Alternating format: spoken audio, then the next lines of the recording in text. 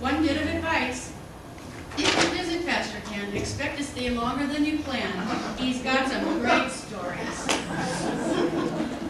Dr. Tim and Shirley Rail couldn't be with us today, but they did send a special video for Pastor Ken, which will run right now. Anthony?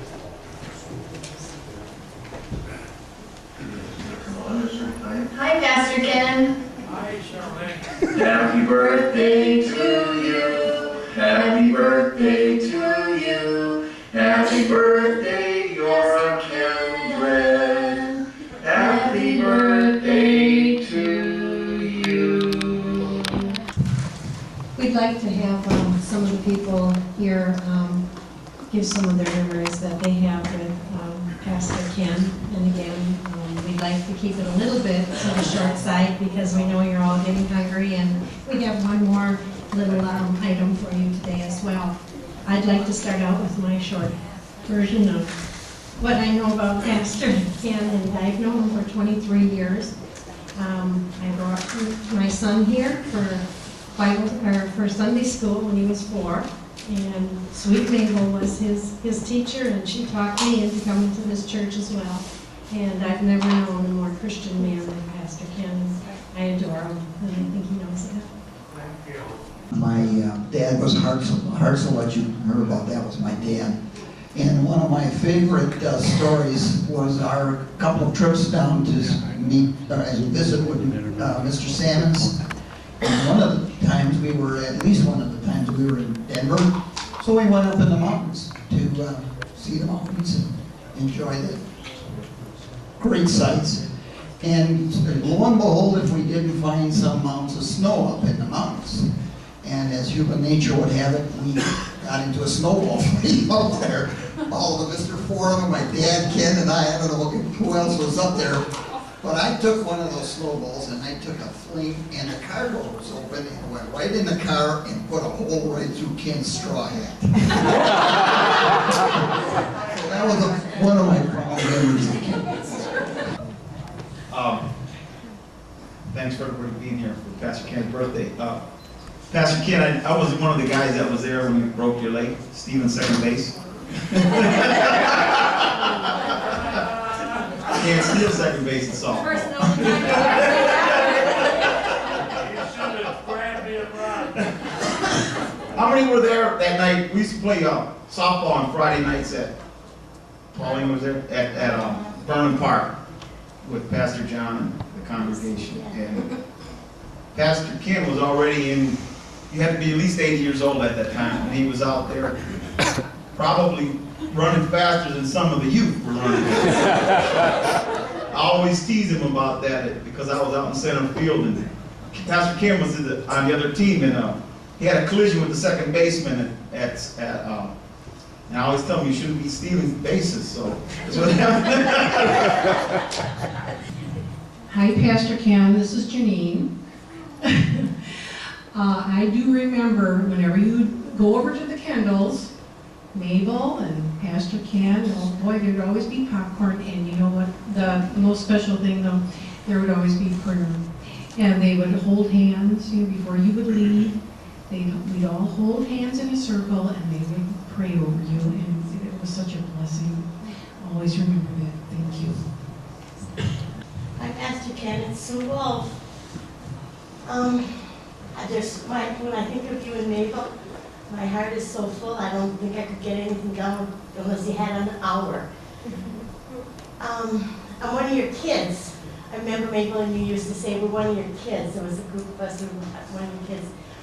We're not kids anymore, huh, Pastor Ken? You're the best pastor I've ever had. I love you very much.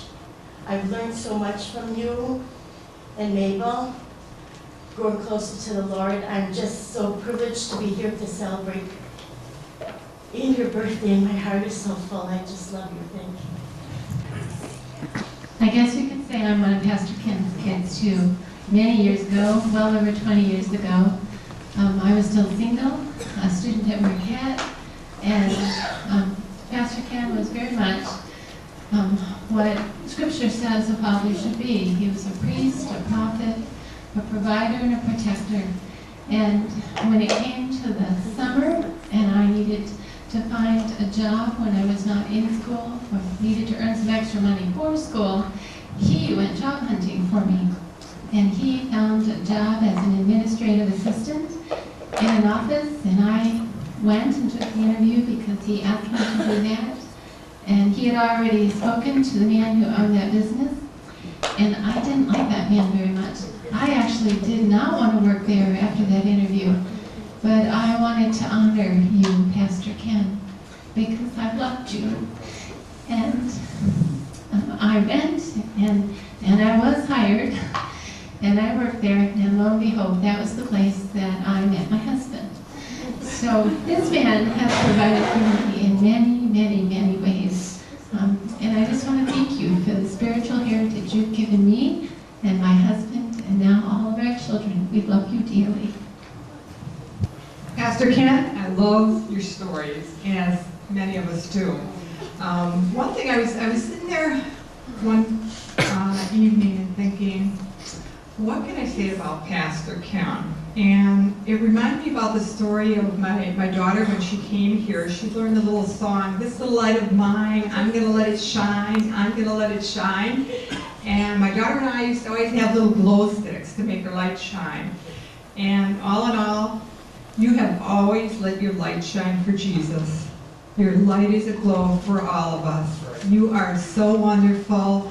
I have never seen a day where you have not shown that Jesus Christ is in your life.